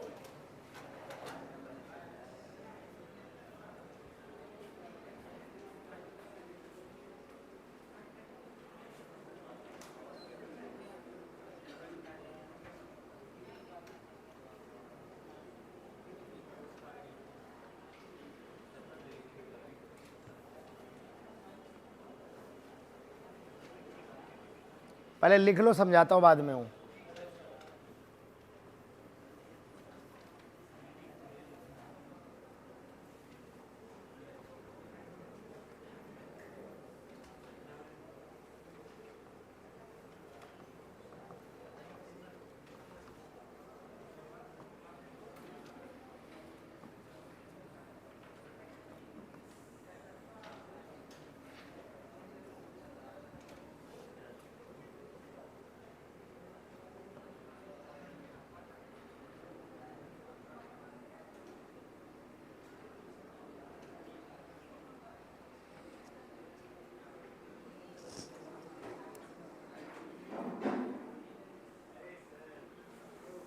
अरे आपको आना पड़ा,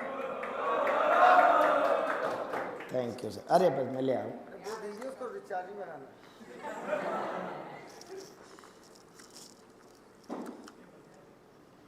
धन्यवाद सर। मशीन खराब है।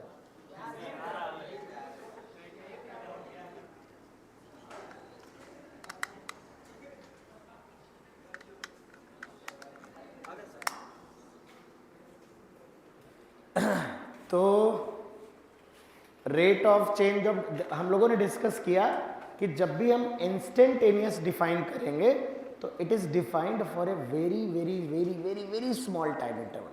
और जब बहुत छोटा समय होता है ना तो उसको हम इंस्टेंट कह देते हैं, मोमेंट कह देते हैं, क्षण होता है, पल होता है, लम्हा होता है, मैं बता चुका हूँ ना। तो तो इतने छोटे समय के लिए जब आप डिस्प्लेसमेंट अपॉन टाइम करोगे तो है ये एवरेज ही, लेकिन ये इतने छोटे समय के लिए कि it is just for a time instant, तो इसे हम लोग बुलाते हैं इंस्टेंटेनियस वेलोसिटी। अगर इंटरवल ऑफ टाइम बड़ा है, finite time interval, 2 second, 2 minute, 2 घंटे, 2 दिन, 2 महीने, 2 साल, तो ये एवरेज है, क्योंकि वो इंटरवल ऑफ टाइम एक फाइनाइट टाइम इंटरवल, वो एक आपके लिए एक पल की तरह नहीं होगा आपके जीवन में, इंटरवल ऑफ टाइम की तरह। तो उसके लिए जब आप डिस्प्लेसमेंट अपॉन टाइम करते हो तो that is called average velocity. इसीलिए बहुत अच्छी टेक्स्ट बुक्स होती हैं जो वो लिखती हैं कि instantaneous is nothing but the average value for a very very small time interval, है ना, मैथमेटिकल अप्रोक्सीमेशन कहते हैं इसको। तो ऑफ कोर्स डिस्प्लेसमेंट को डिफरेंशिएट करेंगे टाइम के रिस्पेक्ट में तो हमें मिल जाएगी वेलोसिटी। अब मान लो कि मोशन एक्स एक्सिस के अलोंग हो रहा है, तो एक्स एक्सिस के अलोंग सोचो बेटा, सोचो एक्स एक्सिस के अलोंग मान लो पार्टिकल यहाँ है, एक्स बराबर एक्स पे है, यहाँ एक्स बराबर एक्स पे, dt टाइम इतना छोटा होता है, नन्हा सा टाइम होता है कि dt टाइम में जरा सा चलेगा dx, भाई x में जरा सा चलेगा ना। मान लो यहाँ से x बराबर x प्लस डी एक्स, यहाँ पे पोजीशन x थी, यहाँ x प्लस डी एक्स का मतलब थोड़ा सा बढ़ गया x में। तो यहाँ अगर मोशन x एक्सिस के अलोंग हो रहा है तो डिस्प्लेसमेंट क्या होगा बेटा, dx होगा, यहाँ का टाइम t होगा, यहाँ का t प्लस dt होगा। तो अगर x में देखेंगे तो डिस्प्लेसमेंट की जगह dx आएगा और टाइम यहाँ से यहाँ के बीच में टाइम इंटरवल क्या आएगा, dt आएगा। तो अगर मोशन x एक्सिस के अलोंग हो रहा है तो आप लिखोगे dx बाई dt। तो 1D मोशन में इसलिए लोग v equal to dx by dt लिख देते हैं।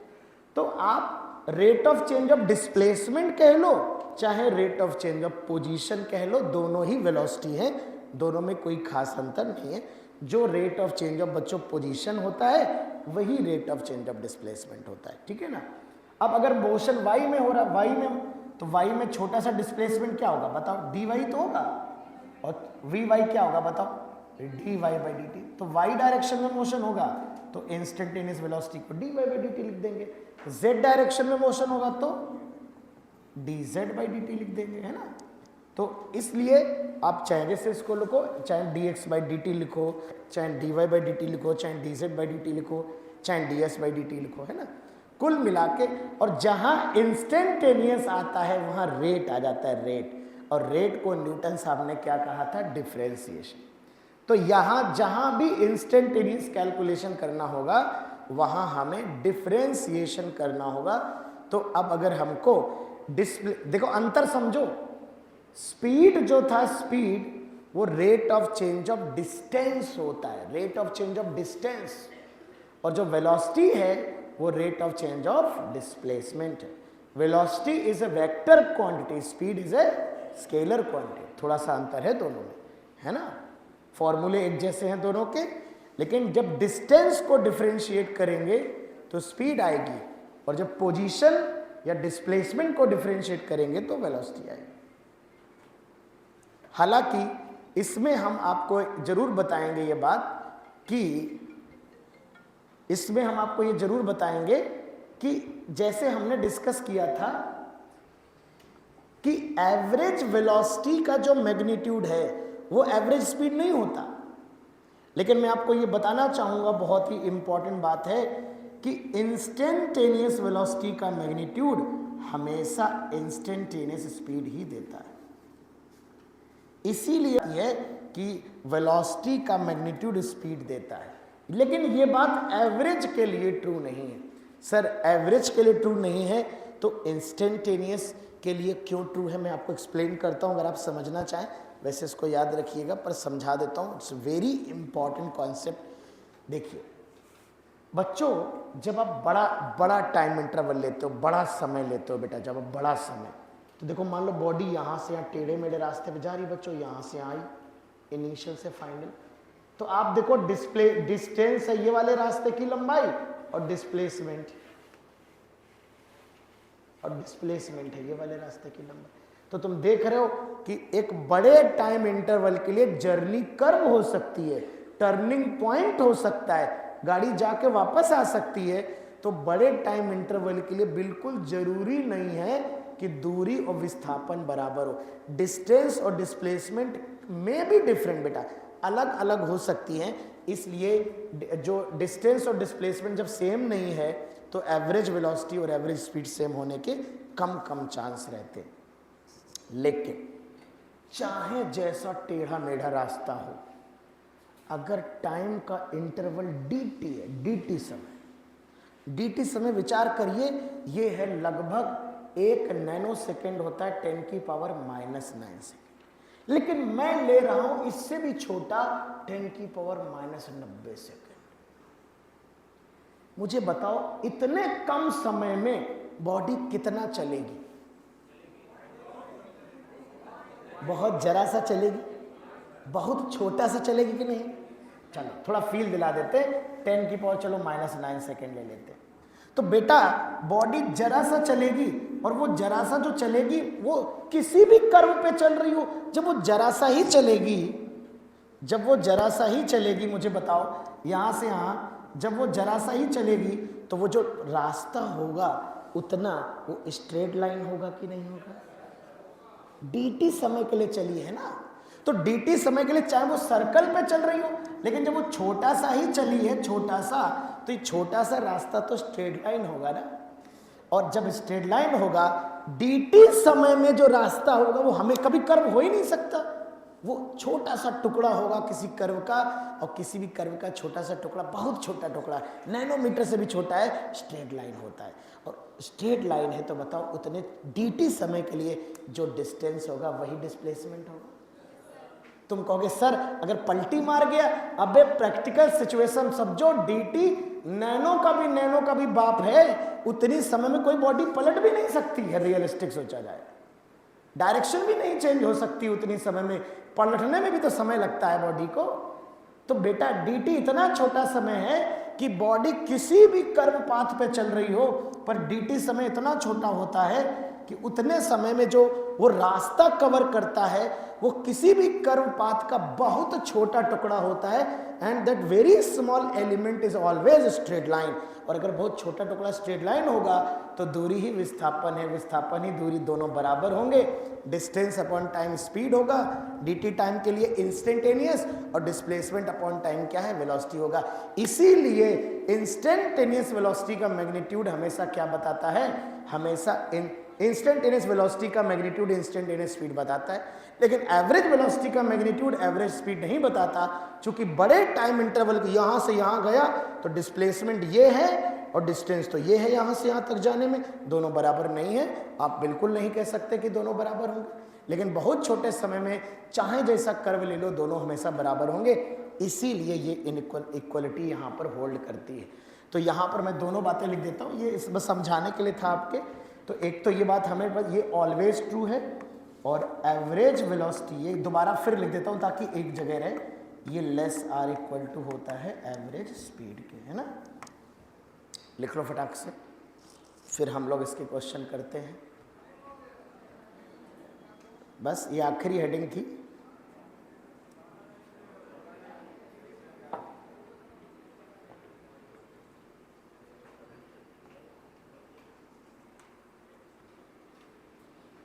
चलो न्यूमेरिकल इसके नेक्स्ट क्लास में डिस्कस करेंगे। हाँ अरे उसमें क्या है, तुम सोचो।